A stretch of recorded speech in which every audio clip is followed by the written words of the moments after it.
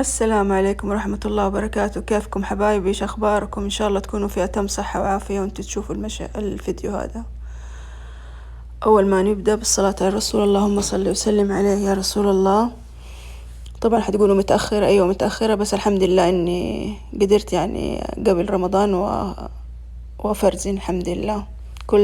كل تأخير وفي أخير ان شاء الله.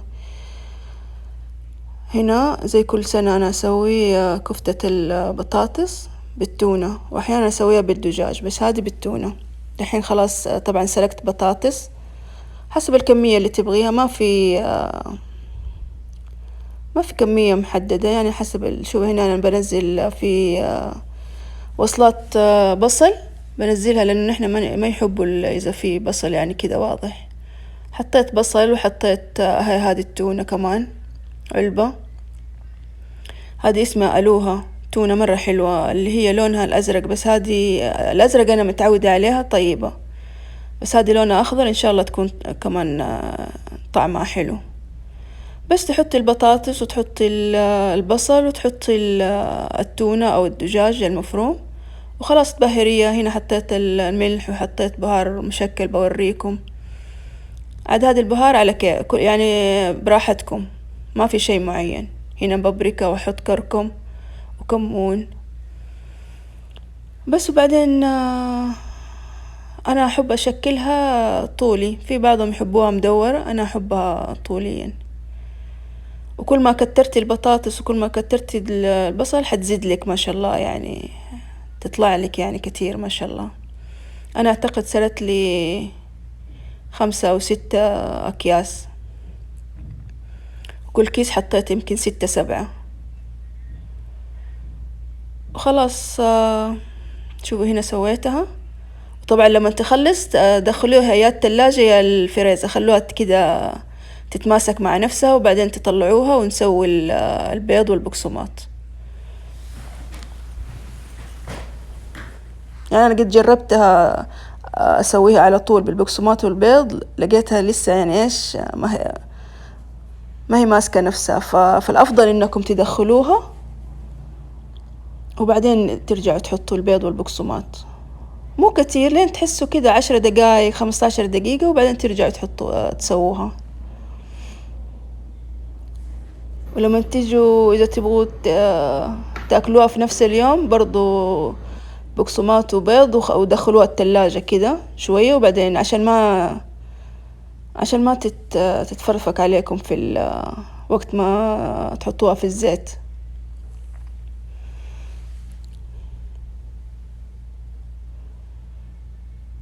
طبعا لما تسووها بالبيض والبقسماط ترجعوا تدخلوها الفريزر، إذا سويتوها الصباح لين الليل، وإذا الليل اليوم التاني، المهم تحسوها إنها مرة متماسكة وخلاص. وبعدين تحطوها في الأكياس، مرة طعمة.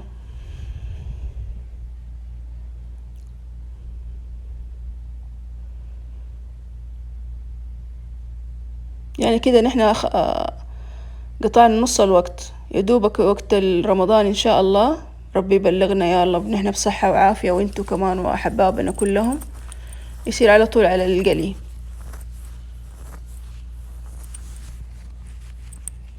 خلوها زيت حار، وبعدين أبدو وطوه شوية في متوسط، يعني تطلع لكم ما شاء الله تبارك الله محمرة وحلوة.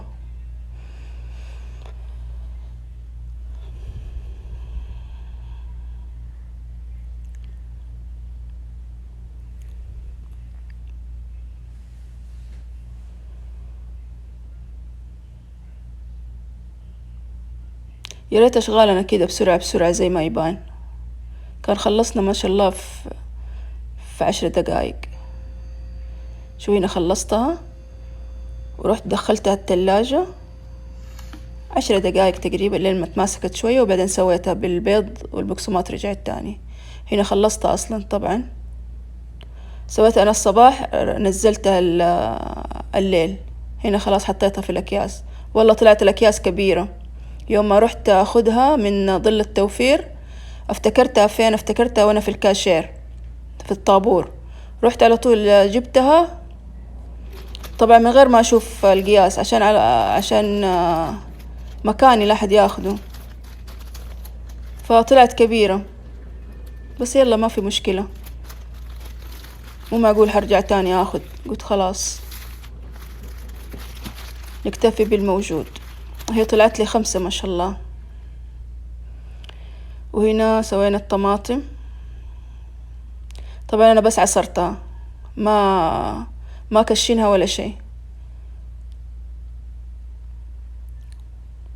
عاد هنا انا ابغى اختصر الوقت، رحت حطيتها كلها، قلت ما هي كتيرة يعني تكفي، بس ما الخلاط ما زبط، ما خلطها.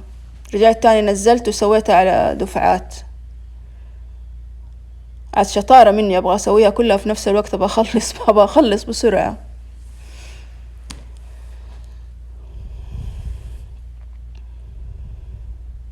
يعني انا احب بس اعصرها، اختصر نص الوقت، بدل ما تروحي تجيب الخلاط في وقتها، وهذا خلاص تختصري.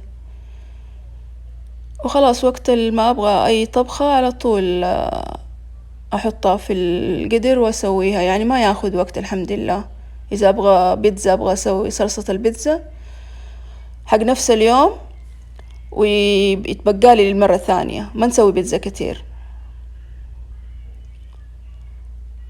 شوفوا هنا لما ما اختلط، واحاول فيها، بس بعدين بديت انزل منها وزبطت الحمد لله. والله راحة نفسية الحمد لله، اخذ هم لاني ما انه يجي رمضان وانا ما مداني افرزن، بس الحمد لله. هو اللي ما فرزنته لسه ما وريتكم، يعني اللي هو الفلفل الرومي والبصل، ما كفى الوقت وقلت خلاص ما حسوي. يعني سويتها بنفسي، ما صورت ولا شيء. الفيديو هذا طول علي وقلت خلاص ما حسوي فيديو تاني، خلاص معروفة يعني بصل وفلفل رومي. والحمد لله، وكل سنة وانتم طيبين يا رب، وربنا يعيد علينا أعوام مديدة وأزمنة مديدة يا رب يا كريم، ويعيننا على قيامه وصيامه.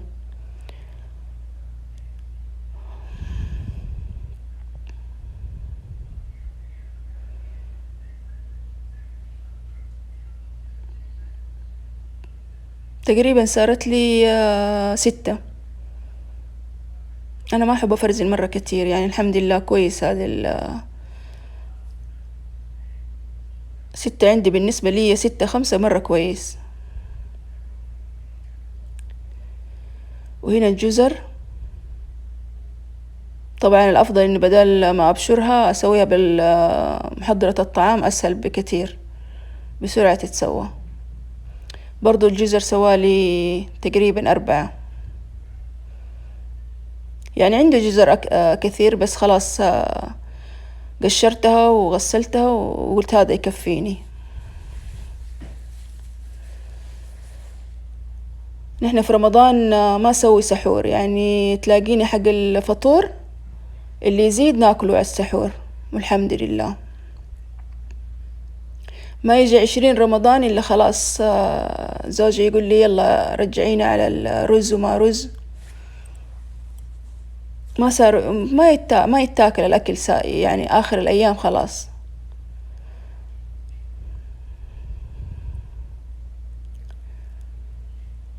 وأنا عند أهلي والله ما شاء الله يسووا سحور ويسووا فطور، بس الحلو عند أمي ما شاء الله إنها تسوي سحورها مع الفطور، خلاص مرة واحدة، خلاص قومة واحدة في المطبخ، خلاص ما ترجع في الليل بس تحط الرز.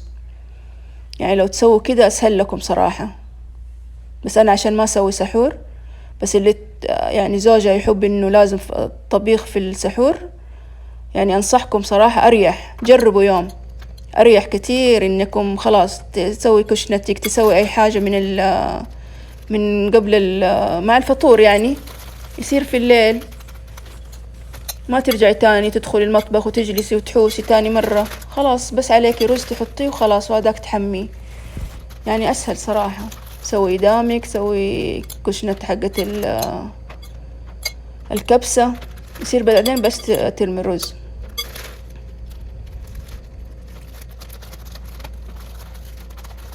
السنة اللي فاتت صراحة أسرع رمضان مر علينا، وهذا رمضان برضو حيمر علينا زي الهوا. فيا رب ما نخرج منه إلا نحن من عتقاء من النار يا رب. ولكن قبل ما نبدأ بسرد القصة، اللي أول مرة يشوفني يا ريت تضغط على زر الاشتراك، وكمان أعطوني لايكات كثير لهذا الفيديو، ولمحبين القصص حيلاقونها في قوائم التشغيل في قسم قصص حقيقية، استمتعوا بسماعها. ونبدأ بقصة اليوم ونقول يا هلا والله. قصة اليوم تبدأ ببنت اسمها زهور الحارثي. هنا أنا أسمع القصة، حخليكم تسمعوها معايا. أحب لما أسوي أي شغل أسمع لي قصة. وكان طريقها مرة صعب، وكان يعني فيها عائلة من القنوات اللي مرة أحبها سعودية بدون تكلف، وأهلهم على قد حالهم، مستورين متوسط حالهم. فكان عندهم بنت اسمها زهور. زهور هذه عمرها 8 سنوات، حالها حال أي طفلة عادية، يعني كانت تروح كل يوم المدرسة مع أختها. طبعا بالعادة يروحون الأطفال هذاك الوقت يمشون على رجولهم ووضعهم طبيعي جدا. وفي يوم من الأيام راحت للمدرسة ومعها أختها كانت ماسكة يدها يمشون في طريق المدرسة. تقول أختها لما قربنا من باب المدرسة فكت أختي يدي وجلست تجري، ركضت في الشارع، لكن ركضت ركض بشكل ما يصدق عقل. تقول وجلست تركض كأنها تطير. تقول ما يمديني إني ألحقها، وكانت أصلا شوي مرتفعة على الأرض، يعني كأنها يدوبك بس تلمس الأرض. تقول البنت خفت مرة. أول شيء أختي إذا ضاعت وهي معاي أنا إيش أقول لأمي، إيش أقول لأبوي. ثاني شيء شكل أختي لما تركض ما كان طبيعي جدا، أبدا ما كان طبيعي، سرعة مخيفة حتى ما يمديني إني أركز نظري عليها. فتقول رجعت البيت بسرعة وأنا أركض وأبكي خوف ورعب من اللي شفته ومن أهلي. إيش أقول لهم يا ربي. تقول لما رحت لأبوي وأمي أخبرهم باللي صار ما مصدقيني، إنه كيف تختفي بدا السرعة، كيف تركض بدا الشكل، أنت من عقلك قاعد تتكلمين. لكن ما كان في وقت يحققون معاي أكثر. على طول أبوي راح وبلغ أعمامي وأخواني وخرجوا يدورون عليها. فشوية إلا أهل القرية كلهم دروا، وأسمعهم يعني يقولون لابسة مريول المدرسة معاها شنطة كتب، كل واحد يوصف للثاني. فخلاص بدينا ننهار وبدأنا نفقد الأمل. مرت 6 ساعات وحنا في هذا الوضع. فجأة تدخل زهور ولا كأن أي شيء صار، لكن دخلت علينا متغيرة، لونها شاحب، نظراتها ما هي يعني مركزة في شيء. مسكها أبوي يسألها فين كنت يا بنتي، ويهزها كده وهي طالع فيه. فقالت زهور والله ما أدري، أنا فجأة يا بابا لقيت نفسي في الوادي. وقالت اسم الوادي هذا مستحيل نقدر نوصل له إلا بشق الأنفس، وادي وسط جبل وطريقة مرة صعب جدا على طفلة يعني خاصة زيها بعمر 8 سنوات، استحالة أنها تقدر تروح لين هناك. فأبوي قال لها يعني كيف وصلت هناك؟ قالت ما أدري، أنا فتحت عيوني إلا أنا يعني أمشي هناك، وبعدها رجعت مشي وأنا أسمع أصواتكم يا بابا لكني ما أشوفكم. فبصراحة كلنا حسينا بالرعب. أخذتها أمي وسبحتها ودخلنا يعني غرفنا عشان ننام بعد يوم طويل وشاق جدا. بس كل ما غمضت عيوني أشوف منظر زهور وهي كذا تنفك من يدي وتركض بهذيك الركضة المخيفة. وحقيقي أهلي ما أخذوا الموقف على محمل الجد، رغم أني كنت أحاول أني أبين لهم أنه ترى ركضتها ما هي بالشيء الطبيعي اللي نشوفه يعني. لكن يعني كنت أسمعهم يقولون أطفال ومن ذا الكلام ويتخيلون، ويمكن ما قدرت تبرر وش بتقول لنا ومن ذا الكلام. والله مرة انقهرت وسكت. فالمهم مرت الأيام، زهور لا تاكل ولا تشرب ولا تبغى تجلس معانا ولا تشوف يعني أحد، بس طالع كده بالزاوية وما تتكلم أبدا. وقتها أبوي حس إنه في شيء وأخذها، يعني ما بقى مستشفى ولا طب نفسي ولا شعبي إلا وداها فيه، وما في فايدة، كل يوم حالها أسوأ من اليوم اللي قبله. تركت المدرسة وكلنا يعني كنا نخاف عليها تطلع، لأنه أصلا ما هي في وعيها أبدا، ويمكن حتى إنها تأذي نفسها. وفي يوم من الأيام قال واحد من المشايخ إنه بنتك فيها مس، والأفضل أنكم تنتقلون من بيتكم هذا، يمكن أن البلد بيتكم وموقع مخيف ومن ذا الكلام. لكن أبوي يعني على قد حاله، ما معانا إلا هذا الحلال يعني مصدر رزق لنا بس، ومتعودين يعني على قريتنا. بس عشان أختي قررنا أن ننتقل، وفعلا تركنا كل شيء ورانا ونقلنا لمنطقة ثانية استقرينا فيها، وبدينا نتأقلم معاها ومع الأجواء والوضع الجديد. أختي زهور كأنها الحمد لله بدأت تتحسن شوي، ولا ترى ما خفت نهائيا يعني، لكن أحسن من أول. فرحنا الحمد لله أنها بدأت تستجيب لنا وتتحسن. مرت الأيام وأختي ما تروح المدرسة، وجت يوم من الأيام وقالت لأبوي يا بابا أنا أبغى أرجع المدرسة. قال لها أبوي كيف ترجعين أصلا وأنت بهذه الحالة؟ يمكن ترجعين تتعبين يا بنتي، أصبري لين تتحسنين نهائيا. فسكتت وهي حزينة. المهم يعني وقتها قلنا كلنا على أبوي إنه لا خلاص إن شاء الله إنها طيبة ما فيها شيء، لازم تدرس، حرام إنك كذا تجلسها في البيت وهي بذا العمر. ومن هذا الكلام حتى إن أعمامي تدخلوا يعني إنه درس بنتك، لا تاخذ ذنبها، راقبها، إذا تعبت خليها في البيت، لكن إنه ما تكون أمية حياتها كلها يعني تجلسها كذا في البيت. فمع إصرار اللي حولنا كلنا بالقوة وافق أبوي إنها ترجع. يعني أبوي بس كان خايف عليها مو عشان شيء. وفعلا سوينا الإجراءات وكل شيء، وكان شرط أبوي الوحيد إنه هو يوديها وهو يرجعها من المدرسة، ولو صار يوم وهو انشغل تغيب عن المدرسة أبدا، ما تروح لها مشي. أهم شيء إنه هو. هنا خلاص خلصت الحمد لله، وحطيته كله في كيس واحد، حطه على الفريز على طول. متى ما أبغى أنزل شوية شوية للشوربة، للسلطة، فتوش، أي شيء. أصلا ما استخدمه في البيت إلا أنا، ما حد يأكله، ما يحبوا يأكلوه سواء فتوش ولا يبعدوه. والحمد لله خلصنا، والله يبلغنا يا رب. يلا لا تنسوا اللايك والشير والكومنتات الحلوة. نشوفكم على خير، مع السلامة.